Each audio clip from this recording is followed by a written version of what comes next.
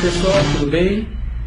Uma boa manhã, olá, tudo bem? Uma boa manhã de terça-feira para todos vocês. Esse é mais um programa Reflexões Bíblicas, um programa que visa trazer a palavra de Deus para você. Nós temos uma máxima aqui no programa que é: quando nós oramos, nós falamos com Deus, e quando nós lemos a Bíblia, Deus fala com a gente.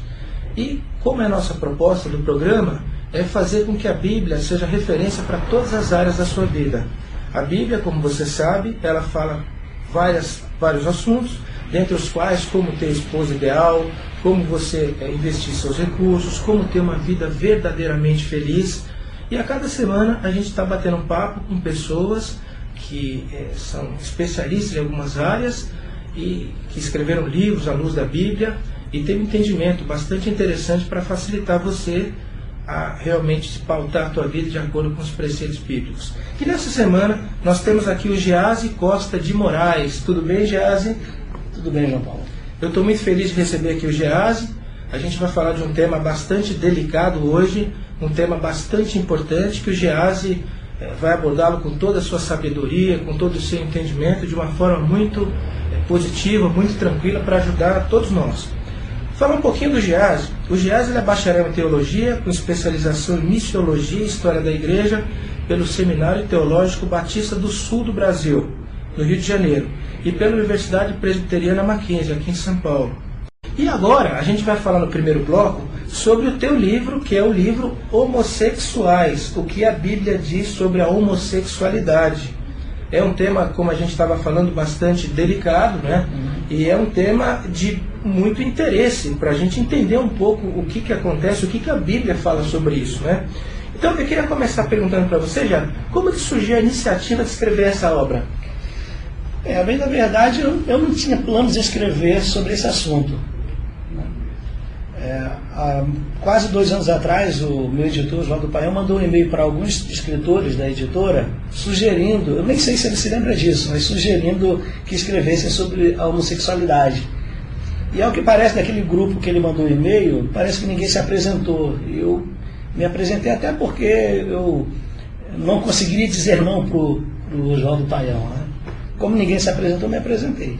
Então, assim, a princípio foi por conta do pedido dele, mas também, apesar de não ser um assunto que é fácil de escrever, porque é um assunto difícil, é um tema profundo, polêmico, não dá para a gente tratar da homossexualidade com respostas simples ou simplistas, porque é uma questão que tem a ver com o ser humano, e tudo que tem a ver com o ser humano tem a ver com o trabalho pastoral.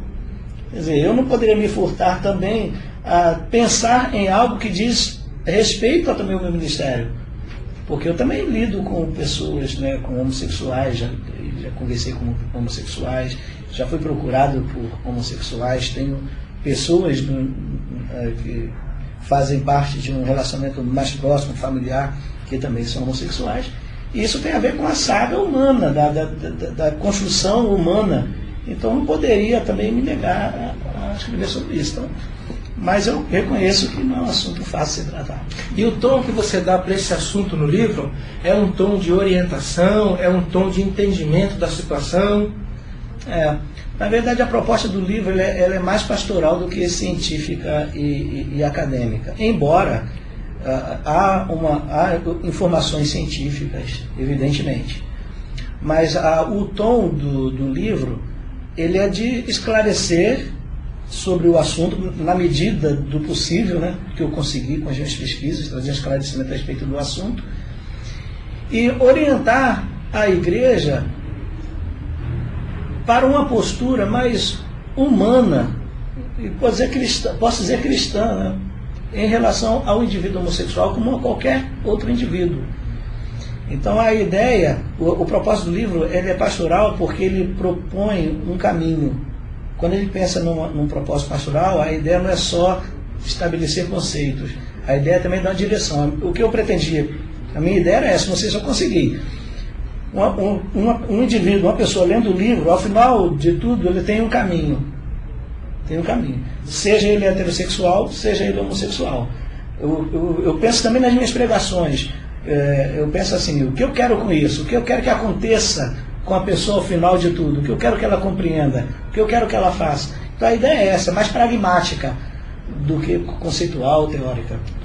Eu queria que você definisse para nós aí, quando a gente chama homossexual, o que você define como homossexual? Eu vou dar uma definição de um autor que eu cito no livro, que depois, se houver tempo, a gente pode até destrinchar um pouquinho melhor o porquê que esse autor diz isso. O autor é George Mulley, escreveu um livro sobre desenvolvimento da personalidade. E ele já até adiantando um pouquinho, né? Claro, conversando, agora. Ele diz que o ser humano, o indivíduo, ele precisa passar por um ajustamento social que tem a ver com o seu desenvolvimento biológico e também encontra lugar no seu ajustamento sexual. Então, todos nós nos desenvolvemos socialmente, mas o nosso desenvolvimento social tem a ver com o nosso aspecto biológico, o desenvolvimento biológico e o ajustamento sexual. O que ele quer dizer com isso? Ele fala assim, que todo indivíduo passa por pelo menos 3 fases. A primeira ele chama de fase pré-escolar, que é aquela fase inicial da infância, quando o menino, ou a menina, a criança, gosta de outras crianças independentemente do sexo, brinca com menino e menina, é tudo igual. É a fase pré-escolar, se preparando depois para entrar na escola, onde vai se relacionar com várias pessoas de sexos diferentes. Depois ele chama que o indivíduo passa por um estágio, que é o estágio que ele chama da gangue. O que é isso? Nessa fase, a criança já fica em grupos. Os meninos se unem ao grupo dos meninos e as meninas no grupo das meninas. Então é a gangue dos meninos, a gangue das meninas. E ele considera isso saudável porque isso faz com que seja detido por um tempo a questão da sexualidade, que deverá vir no momento mais apropriado. Só que depois da fase da gangue, há a fase que ele chama de fase heterossexual, que é quando o adolescente ele canaliza a afeição dele por outras pessoas do mesmo sexo, por outras pessoas da mesma idade, só que com sexo diferente. Na fase anterior, a afeição dele era para pessoas da mesma idade e do mesmo sexo. Na fase heterossexual, da mesma